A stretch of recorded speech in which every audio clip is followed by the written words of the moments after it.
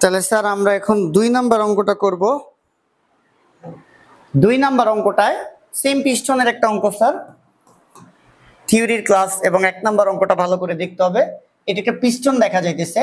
এই পিস্টনে হয় সরাসরি বল দেওয়া থাকে F1 এর মান, যে স্যার এই যে পিস্টন তো এই পিস্টনে হইতেছে সরাসরি বলের মান দেওয়া থাকে, কতটুকু বল দেওয়া থাকে, হয় সরাসরি F দেওয়া থাকে, নাহলে একটা ভর দেয়। তো ভর দিলে আমরা ওজন বের করব, W সমান সমান mg। একটা বস্তুর যতটুকু ওজন, ওই ওজনের সমান বল প্রয়োগ করবে। তাহলে হয় F1 F দিয়ে দেয় সরাসরি, যেটা 1 নম্বর অঙ্কে দেখছি। বল না দিলে কি দিবে? ভর দিবে। ভর দিলে আমরা কি বের করব? ওজন, W সমান mg। এই W-টাই F1, কারণ একটা বস্তু তার ওজনের সমান বলই ছোট পিস্টনে প্রয়োগ করবে। ওকে, তাহলে এখানে ভর দেওয়া আছে, মানে মোটামুটি ধরে নিছি ওজন বের করব, W সমান mg।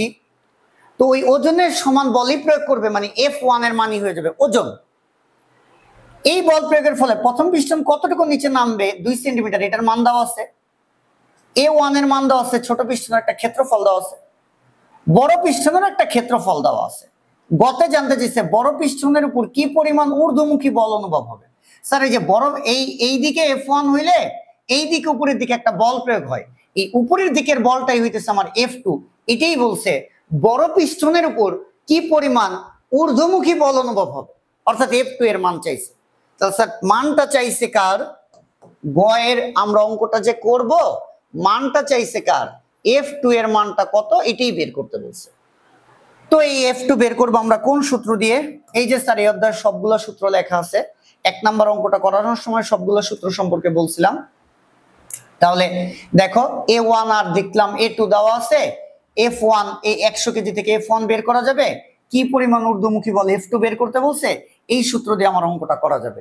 F2/F1 সমান সমান A2/A1। কেমনে? স্যার A1 এর মান, এই যে A1 এর মান দেখো, A2 এর মান লাগবে, এই যে A2 এর মান দেখো। F1 এর মান দেওয়া নাই, কিন্তু ভর দেওয়া আছে। ভর দেওয়া থাকলে W = mg, এই সূত্র থেকে ওজন বের করব, আর ওজনের সমান বলই হইতেছে F1। তাহলে তো আমরা স্যার এই সূত্র দিয়ে গ নাম্বারের অঙ্কটা করতে পারি। বড় পিস্টনে কি পরিমাণ ঊর্ধ্বমুখী বল, F2 এর মান আমরা বের করব।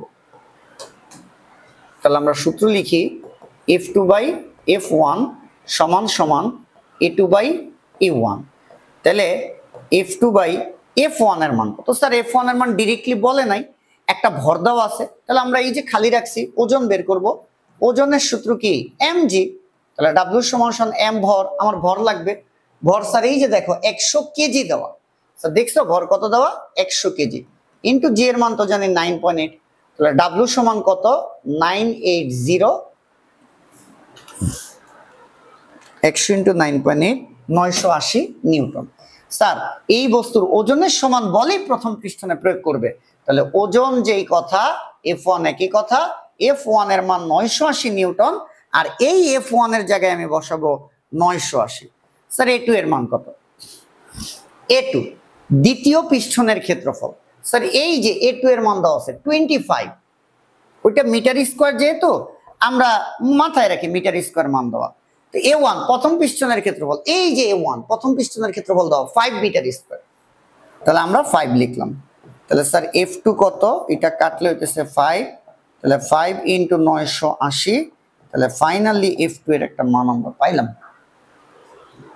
980 × 5, 4900 নিউটন। 4900 নিউটন। এই হইতেছে স্যার আমাদের গ।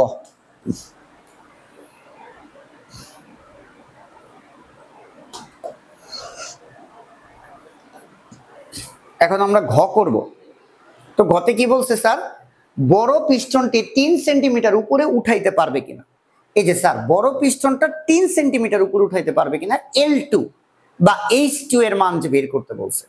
তাহলে একটু ভালো করে খেয়াল করো, এই পিস্টনে 100 কেজি ভরের জন্য প্রথম পিস্টন কিছুটা নিচে নামবে, কত? L1 সমান দেখো 2 সেন্টিমিটার দেওয়া আছে। স্যার এই যে এই প্রশ্নটা, L1 দেখো কয় সেন্টিমিটার দেওয়া আছে? L1 এর মান দেওয়া আছে 2 সেন্টিমিটার। স্যার L1 এর মান কত দেওয়া আছে? এই যে 2 সেন্টিমিটার দেওয়া আছে এটা। তাহলে এই পানিগুলো এখানে এসে বল দিলে দ্বিতীয় পিস্টন কতটুকু উপরে উঠবে, এটাই বলছে। বড় পিস্টনটি 3 সেন্টিমিটার উপরে উঠানো যাবে কিনা। তাহলে আমরা H2 এর মানটা বের করি।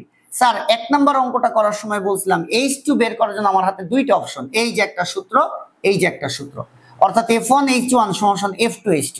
এই সূত্র দিয়ে আমি H2 বের করতে পারি, অথবা A1H1 সমান A2H2, এই সূত্র দিয়ে আমি H2 বের করতে পারি। আমার দেখবো কখন কোন মান দেওয়া আছে। স্যার আমরা এই সূত্র দিয়ে কি H2 বের করতে পারবো? তাহলে আমার A1 লাগবে, A2 লাগবে। স্যার A1 আর A2 দেওয়া আছে, আমার H1 লাগবে, যদিও এখানে দিছি L1 আর H1 একই কথা, যে প্রথম পিস্টন কতটুকু নিচে নামবে 2 সেন্টিমিটার। তাহলে H1 ও যেহেতু দেওয়া আছে, এই সূত্র দিয়েই তো আমরা H2 বের করতে পারি। তাহলে আমরা লিখি যে V1 সমান সমান V2, প্রথম পিস্টনে কতটুকু আয়তন তরলের নিচে নামবে, আয়তন মানে ক্ষেত্রফল, A1H1 A2H2 এই। তাহলে A1 প্রথম পিস্টনের ক্ষেত্রফল। স্যার A1 এর মান কত? প্রথম পিস্টনের ক্ষেত্রফল দেওয়া 5 দেওয়া, 5 ইনটু H1, প্রথম পিস্টনটা কতটুকু নিচে নামবে, এই যে স্যার H1, স্যার ভালো করে খেয়াল করো এটা, এই যে H1, এই যে L1 দেওয়া 2 সেন্টিমিটার, এই যে প্রথম পিস্টন কতটুকু নিচের দিকে নামবে দেওয়া আছে 2 সেন্টিমিটার। L1 আর H1 একই কথা, তাহলে কত দেওয়া আছে 2 সেন্টিমিটার, যেহেতু মিটার মিলে 100 দ্বারা ভাগ। এবার আসো A2, A2 এর মানটা কত দিছে 25, দিলাম 25 ইনটু H2, তাহলে 10/100 হয় 0.125 ইনটু H2। তাহলে H2 সমান সমান 25 দিয়ে ভাগ করে দেব স্যার, 25 দিয়ে ভাগ করে দেব, কোনো কথা নাই, ভাগ 25, এটা 4 ইনটু 10 টু দি পাওয়ার -3। তো স্যার এটা তো মিটারের মান, আমরা 100 দিয়ে একটু গুণ করি, 100 দিয়ে গুণ করলে স্যার এটা আসে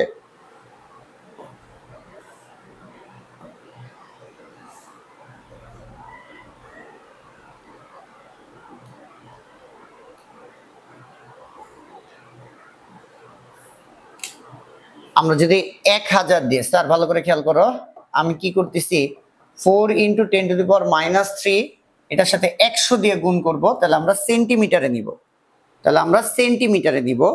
4 ইনটু 10 টু দি পাওয়ার -3 100 দ্বারা গুণ করলে এটা আসে 0.4 মিটার, সরি 0.4 সেন্টিমিটার। তার মানে এইটা স্যার এখানে বলছে বড় পিস্টনটি 3 সেন্টিমিটার উপরে উঠানো যাবে কিনা, অ্যান্সার হইতেছে না, মাত্র 0.4 সেন্টিমিটার, 0.4 সেন্টিমিটার উপরে উঠানো যাবে, 3 সেন্টিমিটার কিন্তু উপরে উঠানো যাবে না। তাহলে স্যার আমি কি করছি, ওরা বলতেছে বড় পিস্টন 3 সেন্টিমিটার উপরে উঠানো যাবে কিনা, আমি এই সূত্রটা দিয়া অথবা F1H1 সমান F2H2 এইটা দিয়েও আমি শুধু H2 বের করব। আমি H2 এর মানটা মিলাই দেখবো যে 3 সেন্টিমিটার হয়, বেশি হয় না কম হয়। তোরা বলছে বড় পিস্টন 3 সেন্টিমিটার উপরে উঠানো যাবে কিনা, আমি দেখলাম তো H2 এর মানটা কত বের হইলো, H2 এর মানটা তো স্যার 3 সেন্টিমিটার হয় নাই, এটা 0.4 সেন্টিমিটার পর্যন্ত উপরে উঠানো যাবে। তাহলে আমি কি বলবো, 3 সেন্টিমিটার উঠানো যাবে না, 3 সেন্টিমিটার পর্যন্ত স্যার এটা উঠানো যাবে না।